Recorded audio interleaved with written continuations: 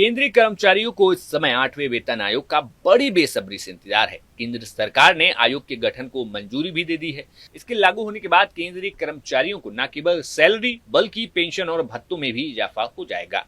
अब आखिर 8वां वेतन आयोग लागू होगा कब से? 8वां वेतन आयोग कब से लागू होगा? सरकार ने अभी इसकी कोई फिक्स तारीख नहीं बताई है, लेकिन माना जा रहा है कि 1 जनवरी 2026 से लागू हो सकता है। हालांकि कुछ एक्सपर्ट का कहना है कि इसमें कुछ देरी हो सकती है। ऐसे में हो सकता है कि ये 1 अप्रैल 2026 से लागू हो। आमतौर पर हर 10 साल में एक बार वेतन आयोग का गठन किया जाता है। 7वें वेतन आयोग का कार्यकाल दिसंबर 2025 में खत्म हो रहा है। 8वें वेतन आयोग से लगभग 50 लाख सरकारी कर्मचारियों और 68 लाख पेंशनर्स को फायदा होगा। और अब बड़ा सवाल ये है कि कैसे तय होगी सैलरी।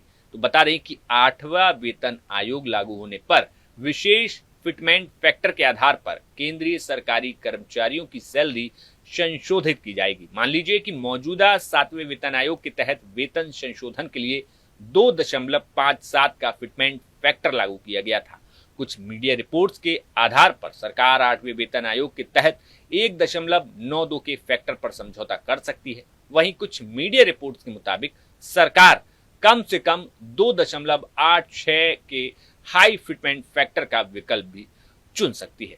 अब बड़ा सवाल ये कि आखिर कितना होगा सैलरी में आपकी इजाफा? अब बड़ा सवाल ये कि आखिर आपकी सैलरी में कितना इजाफा होगा? बता दीजिए सरकार अगर 8वां वेतन आयोग फिटमेंट फैक्टर को 3 या उससे ज्यादा करती है तो सरकारी कर्मचारियों की सैलरी में काफी बढ़ोतरी हो जाएगी। ऐसे में 8वां वेतन आयोग लागू होने पर केंद्रीय कर्मचारियों की सैलरी हर महीने 19,000 रुपए तक बढ़ने की संभावना हो सकती है। 8वें वेतन आयोग में न्यूनतम सैलरी 51,480 रुपए हो जाएगी। इतना ही नहीं, केंद्रीय कर्मचारियों को दी जाने वाली पेंशन भी बढ़कर 25,740 रुपए हो जाएगी।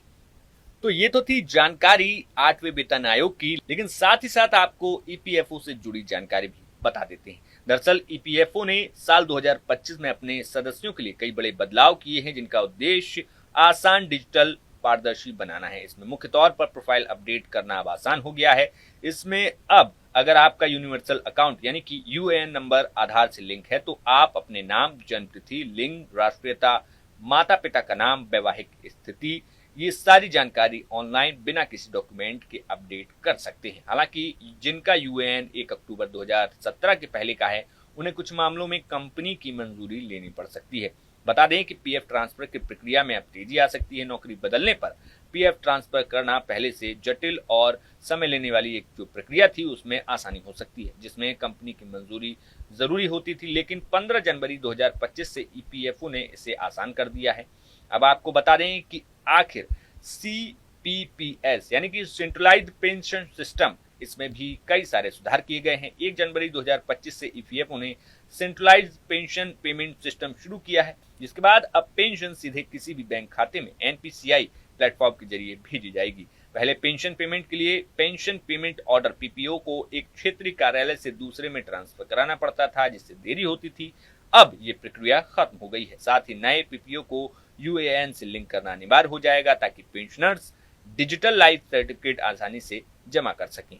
अब बात ये कि हायर सैलरी वालों को पेंशन में क्या कुछ सुधार किए गए हैं, तो आपको बताएं कि ईपीएफओ ने उन कर्मचारियों के लिए पेंशन नियमों को स्पष्ट किया जो अपनी उच्च सैलरी के आधार पर पेंशन लेना चाहते हैं।